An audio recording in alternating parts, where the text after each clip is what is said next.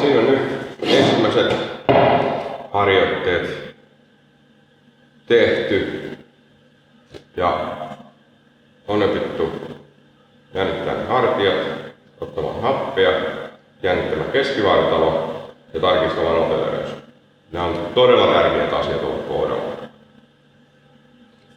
Ja se, että ne tehdään joka kerta ja että näitä harjoitellaan riittävän paljon ja se, että se pysyy oikeanmoisena se tekeminen, niin se kantaa pitkälle. Että jos ajattelet, että 10 vuotta, 15 vuotta treenaa, niin ja nyt mulla ilmeisesti loppu mikrofonista virta, tai mulla on toinen kamera, missä on mikrofoni, niin jatketaan ton mikrofonilla nyt, että se kuuluu varmaan paljon huonommin. Voisin tulla vaikka lähemmäs, jos se kuuluu paremmin. Niin ajattelen, että niitä reenejä tulee tekemään tulevaisuudessa paljon ja pitkään. Niin on paljon parempi opetella alussa kaikki oikein kunnolla oikein. Eikä rynnätä niihin isoihin painoihin heti. Ihan sen takia, että sitten kun te olette saaneet vakiintuneeksi sen teidän hyvän tekniikan pohjalle, niin sit ei tarvitse säätää myöhemmin niin paljon. Mutta jos menee nopeasti isoihin painoihin, siinä on se riski, että sitä tekniikkaa joutuu jauhamaan sitten 10-15 vuotta jatkuvasti, niin kuin jää sellaisia haastavia nostoon liittyviä tekniikkaprobleemia mukaan. Mulla itsellä esimerkiksi on sellaisia asioita, mitä mä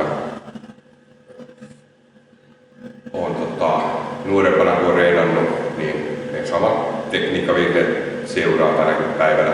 Vaikka kaikki tekniikkavirheet ei välttämättä niin suuresti vaikuta siihen tulokseen, mutta on se aina mukavempi, kun on vähemmän niitä häiriötekijöitä sitten ärsyttävässä siinä reenijaksossa.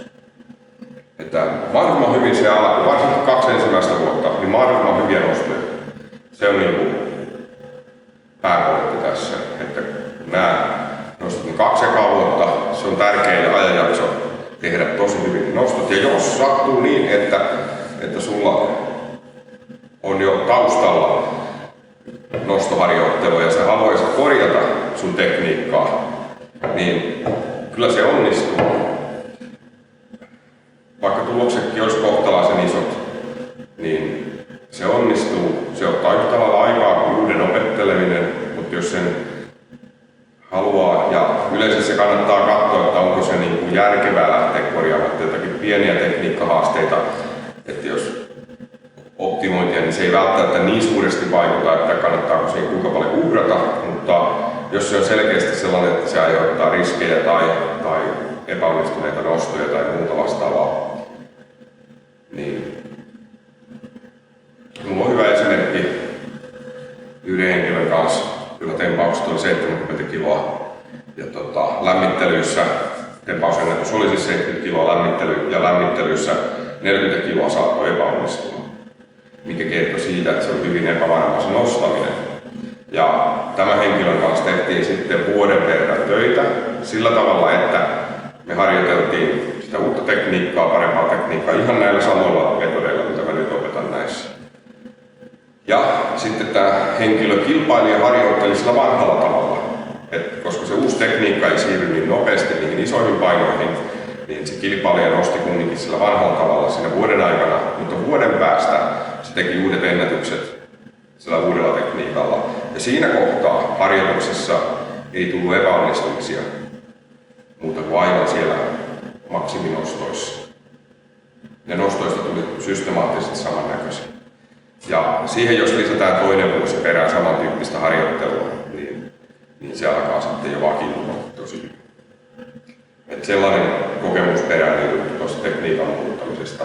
Ja mä uskon, että se voisi tapahtua paljon nopeamminkin, jos jättäisi kokonaan nostamatta niitä vanhoja lukuja, reenaisi vaikka voimaa ja sitten keskittyisi vain tekniikan muuttamiseen, jos se on tosi paljon metsässä, että se on niin oikeasti epävarma se koko nostaminen, niin silloin se kannattaa lähteä työstämään perinpohjaisesti tällaisella systeemillä. Se on nopein konsti saada se tekniikka kohdalle.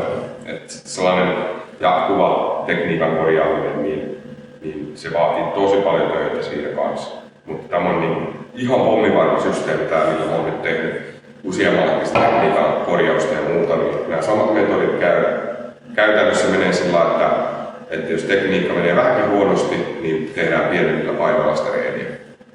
Se on ollut. Ja tämä vinkkinä niille, jotka mahdollisesti tarvitsee sitten tekniikkaa, korjausta tai muuta. Ja se, että jos te nostatte vähän eri tavalla kuin mä opetan, niin se ei tarkoita sitä, että te nostatte väärin. Tämä on se tapa, millä tavalla mä opetan tekniikan. Tekniikassa on vähän erilaisia variaatioita, millä kaikilla päästään samoihin lopputuloksiin ja on yhtä hyvin toimivia. Mutta sellaisia puhutaan sellaista perustavaa laatua olevista virheistä, jotka on esimerkiksi tangon kaukaa kiertäminen tai vedossa tango kiertää kaukaa tai jotain muuta vastaavaa, ei pääse pohjakyykkyyn tempaamaan tai tällaisia, niin että kaikki tulee pelkästään raakainen pohjakyykkyyn tempaaminen, sen oppii tällä systeemillä kyllä. Ja se vaatii vain paljon malttia. Se ei ole kiva nostaa pienillä painoilla, mutta se on toimiva prosessi. Sellainen.